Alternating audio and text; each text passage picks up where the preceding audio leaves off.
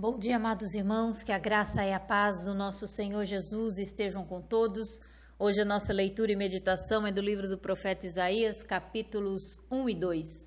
O capítulo 1 inicia com a declaração de que Isaías recebeu revelações divinas a respeito de Judá e sua capital, Jerusalém, local em que vivia. Este capítulo confirma o seu longo ministério, uma vez que exerceu o seu serviço profético nos reinados de Uzias, Jotão, Acás e Ezequias.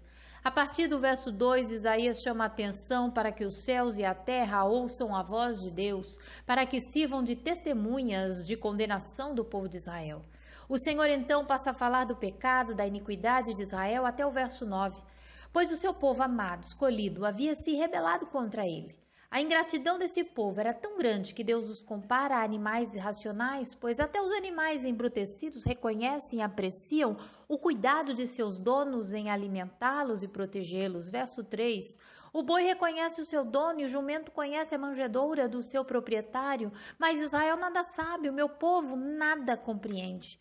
Israel, mais especificamente o Reino do Sul, Judá, que Isaías está se referindo, havia se tornado uma nação maligna, seguindo os hábitos e costumes morais e espirituais das nações pagãs, provocando assim a ira do Santo de Israel. A nação estava enferma desde a cabeça até as plantas dos pés, de acordo com o verso 6. Por causa da desobediência, suas terras foram devastadas, seus bens saqueados pelos sírios, pelos seus irmãos israelitas do reino do norte, pelos edomitas e filisteus. Isaías, no verso 8, profetiza o que aconteceria com Jerusalém no futuro. Ela seria oprimida tremendamente pelo grande rei assírio Senaqueribe.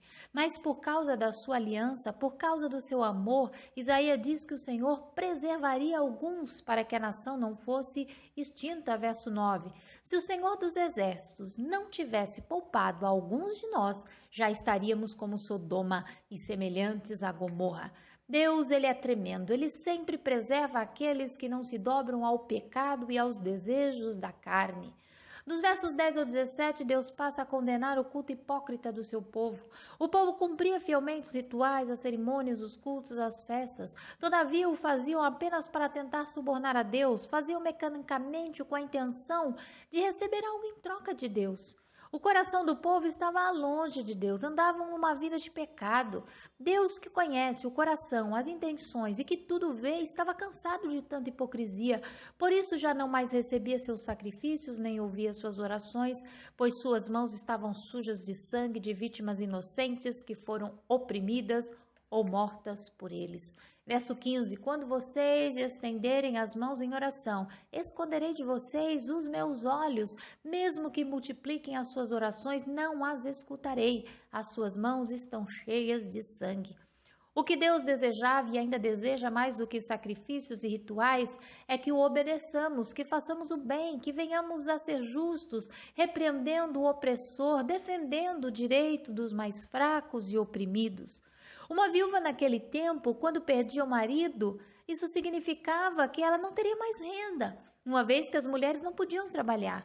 E então eram forçadas a hipotecar as suas propriedades e logo caíam nas mãos de ricos fraudulentos, de agiotas desonestos que lhes tiravam as suas propriedades ou vendiam seus filhos como escravos para pagamento de débitos. Verso 17. Aprendam a fazer o bem, busquem a justiça, acabem com a opressão, lutem pelos direitos do órfão, defendam a causa da viúva. Dos versos 18 ao 20, Deus faz ao seu povo um lindo convite a participar da sua maravilhosa graça. Verso 18. Venham, vamos refletir juntos, diz o Senhor. Embora os seus pecados sejam vermelhos como a escarlate, eles se tornarão brancos como a neve. Embora sejam rubros como a púrpura, como a lã se tornarão. O nosso Deus é um Deus de graça, de perdão, Ele está sempre disposto a nos dar uma nova oportunidade, basta aceitarmos. Se o obedecermos, gozaremos do melhor dessa terra, mas se recusarmos e andarmos em desobediência, sofreremos os danos da nossa má escolha. Dos versos 21 ao 31, Isaías falará do julgamento, mas também da redenção de Jerusalém. Judá havia se tornado como uma prostituta, como uma esposa infiel ao marido, havia traído ao Senhor na sua vocação, na sua santidade, havia se tornado idólatra, seguindo a deuses das nações vizinhas, os seus príncipes eram rebeldes, ladrões gananciosos. Judá já não era mais aquela nação fiel que se apegava ao Senhor, que era pura diante de Deus, que o obedecia como nos dias do passado. Verso 21.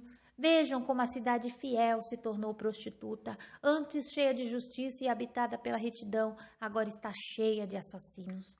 Todavia Deus promete purificar Jerusalém. Certamente esse versículo se refere à grande provação que Jerusalém passou no cativeiro babilônico. Afinal, um metal só perde as impurezas quando passado pelo fogo. Mas o Senhor promete levantar homens fiéis, como no tempo dos juízes, para conduzir o povo ao centro de sua vontade. Versos 25 e 26, voltarei minha mão contra você, tirarei toda a sua escória e removerei todas as suas impurezas, restaurarei os seus juízes como no passado, os seus conselheiros como no princípio. Depois disso você será chamada cidade de retidão, cidade fiel. Precisamos nos atentar, porém, que a justiça de Deus não deixará que os infiéis permaneçam impunes. Só os verdadeiros convertidos partilharão do glorioso futuro de Sião. O restante será destruído com os pagãos. Versículo 28. Mas os rebeldes e os pecadores serão destruídos e os que abandonam o Senhor perecerão. No capítulo 2, Isaías falará da glória futura do Israel espiritual, ficando bem claro aqui que a profecia não se aplicava exclusivamente a Judá e a Jerusalém terrenas, mas ao Israel espiritual de Deus, principalmente a partir da vinda de Jesus e da sua glorificação, juntamente com todos os salvos, depois da restauração de todas as coisas. Precisamos entender que o presente, futuro imediato e futuro distante se misturaram numa só visão, porque são como coisas já consumadas à vista de Deus, que não se encontra preso no tempo ou espaço. Verso 2 e 3. Nos últimos dias, o monte do templo do Senhor será estabelecido como o principal, será elevado acima das colinas e todas as nações correrão para ele. Virão muitos povos e dirão, venham, subamos ao monte do Senhor, ao templo do Deus de Jacó, para que ele nos ensine os seus caminhos e assim andemos em suas veredas. Pois a lei sairá de Sião, de Jerusalém virá a palavra do Senhor. Essa palavra começou a se cumprir especialmente no dia do Pentecoste, quando o Espírito Santo foi derramado, onde havia pessoas de várias nações presentes para celebrarem aquela festa judaica. Todavia, a abrangência desta profecia é mais ampla, porque será na Jerusalém celestial que o Senhor estabelecerá o seu governo central no período do milênio.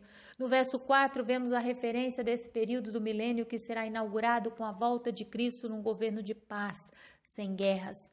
Versículo 4, ele julgará entre as nações e resolverá contendas de muitos povos. Eles farão de suas espadas arados e de suas lanças foices. Uma nação não mais pegará em armas para atacar outra nação. Elas jamais tornarão a preparar-se para a guerra. Todavia, Judá por um período será desamparada por causa do seu pecado, da sua corrupção e da sua idolatria. Versos 6 e 8. Certamente abandonaste o teu povo, os descendentes de Jacó, porque eles se encheram de superstições dos povos do leste, praticam adivinhações como os filisteus e fazem acordos com os pagãos. Sua terra está cheia de ídolos, eles se inclinam diante da obra das suas mãos, diante do que os seus dedos fizeram. O povo de Deus também havia se tornado arrogante, pensavam que poderiam viver sem Deus, sem a sua direção e proteção. Diante disso, o Senhor promete esmagar, aniquilar o orgulho dos homens. Verso 11 e 12. Os olhos do arrogante serão humilhados e o orgulho dos homens será abatido. Somente o Senhor será exaltado naquele dia. O Senhor dos exércitos tem um dia reservado para todos os orgulhosos e altivos, para tudo que é exaltado, para que eles sejam humilhados.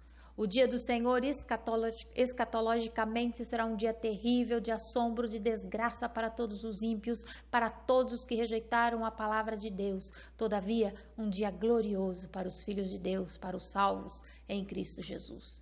No verso 17, o profeta reforça a destruição dos arrogantes e a exaltação de Deus. A arrogância dos homens será abatida e o seu orgulho será humilhado. Somente o Senhor será exaltado naquele dia. De acordo com os versos 18 e 20, naquele dia todos os ídolos serão destruídos, os homens correrão diante do terror do Senhor e da sua majestade. Naquele dia só o Senhor será exaltado, aleluia. Por isso o profeta encerra no verso 22, dando um conselho a todas as gerações, inclusive para mim e para você.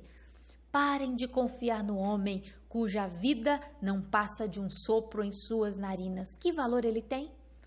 Deixem, portanto, de confiar no homem, por mais poderoso que seja, por mais riqueza que tenha, a sua vida é frágil. Quando lhe cessa o fôlego, ele se vai. Nossa confiança deve estar naquele que dá o fôlego de vida a todos os homens. Nossa segurança deve estar em Deus. Ele é o nosso refúgio. Só Ele é exaltado em toda a terra e em todo o céu.